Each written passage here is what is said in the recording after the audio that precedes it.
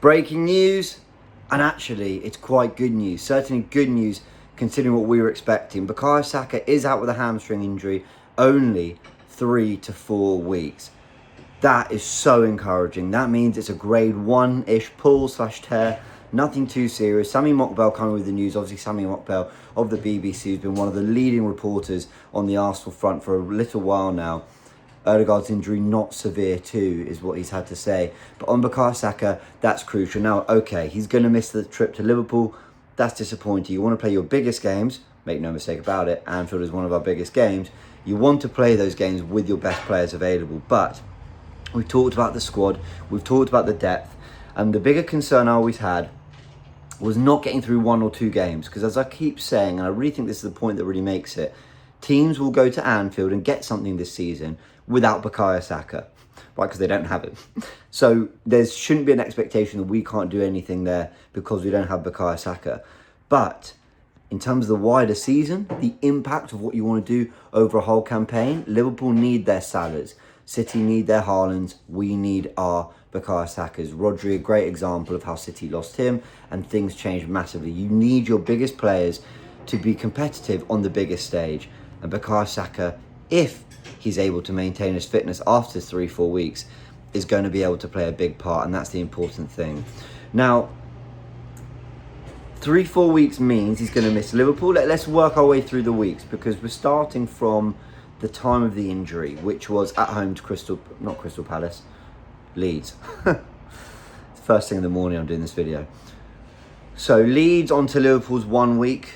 2 weeks takes us into the international break, and 3 weeks takes us to Forest at home. The following week is Man City at home. So it's touch and go whether he makes it back for that, but I would say that that's a huge game to rush him back for, though we have seen Bukayo Saka do this last season where he missed a couple of weeks and we threw him straight in to Liverpool at home. He scored a great goal 7 minutes in after that Ben White ball over the top, making a fool of Andy Robertson and showing that he was absolutely ready to come back and compete. Sorry for any noise in the background. Let's close that window. So Bukayo Saka is used to coming back and being thrown at the deep end. We saw him come back from 3-4 months with a couple of appearances against Everton, and I can't remember who else it was at home, I think Fulham, before playing against Real Madrid, starting that game and looking absolutely magnificent. So Bukayo Saka, I don't worry about his ability to get up to speed. I worry about recurring injuries and his ability to stay fit throughout the campaign. I wouldn't be trying to rush him back for anything like Man City, but he's come off against Leeds. He's going to miss Liverpool, Forest, City. Obviously Forest and City are at home. There's an international break, which is quite well timed. But you add to that I think there's going to be a Champions League game, if I'm not mistaken, between Forest and Man City. So that just all depends on the draw. Who will we get? We're going to find out this Thursday. Who will we get in the draw? Will it be a home game against someone in that kind of that lower bracket of teams in the Champions League? That would be ideal. But last time I think it was Atalanta away. That's a tricky game. That was our first game of the Champions League run last season, and you'd want a player like Bukayo Saka available for that.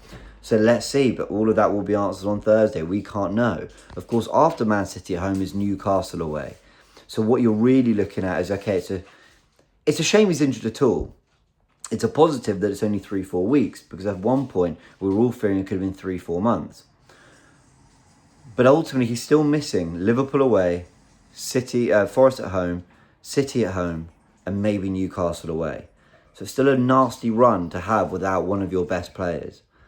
Let's hope, let's really, really, really hope that it is just 3-4 weeks and he can at least play some part in the City game and a big part in the Newcastle game, because those are really tricky fixtures. So we look to Liverpool. If Odegaard's injury isn't severe and he is to make it for that game, then Mikel Arteta's got some fascinating decisions to make. And I want to run through some of those options now. By the way, sorry, goes without saying, rest up, Bukayo. We hope we have you back soon. And I'm glad that it is 3-4 weeks and not the originally feared and anticipated set of months on the sideline. And that would have been grade 3. I think grade 2, they're saying six weeks or so. 6, 7, 8 weeks. So, okay. We accepted and internalised it was an injury. It was the better outcome. Let's take some positives. So Liverpool, This is amazing because I don't think in 5-6 years of Mikel Arteta's reign, I've ever been able to talk about Arsenal like this. We have options, mega options. You could go Madueke, Odegaard, Eze behind Gyökeres. You could go Waneri, Odegaard, Eze. You could go Madueke, Eze, Martinelli if you want his work rate. You could swap Trossard in there.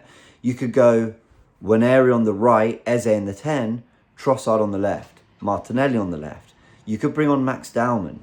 You can do a lot of things. You could go Martinelli on the right for his work rate with Trossard on the left. Remember, we did something like that against Man City at home in our 5-1 win. He went for Martinelli on the right over Ethan Waneri, who then came on and scored to make it 5-1 late in the day.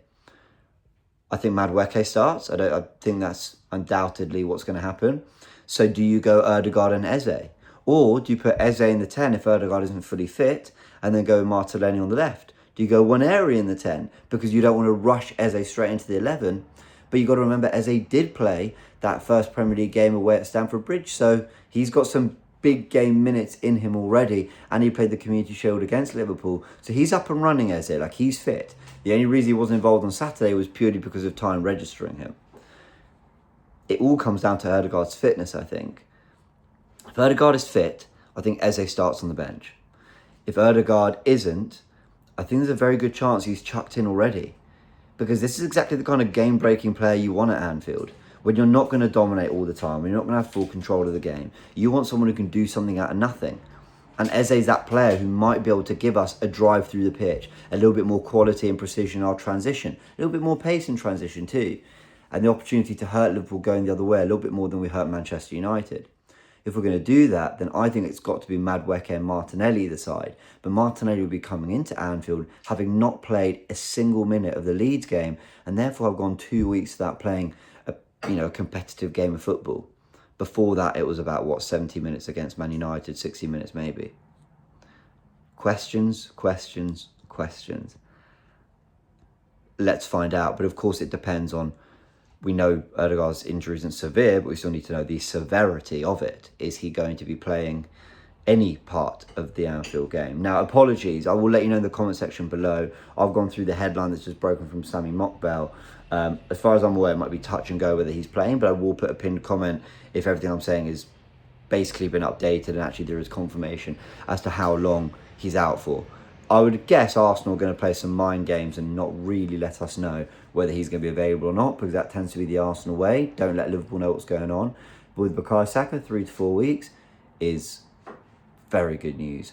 Let me know your combinations. Odegaard fit or not, let me know what your 3 behind Gyökeres would be, because there are a number. I think you could put together 8-9 different combinations there. And I'd be somewhat excited about all of them. So let me know your thoughts. But the bad news is Saka's injured. We knew that. The good news, it's only 3-4 weeks. Hope to have you back soon, Bukayo.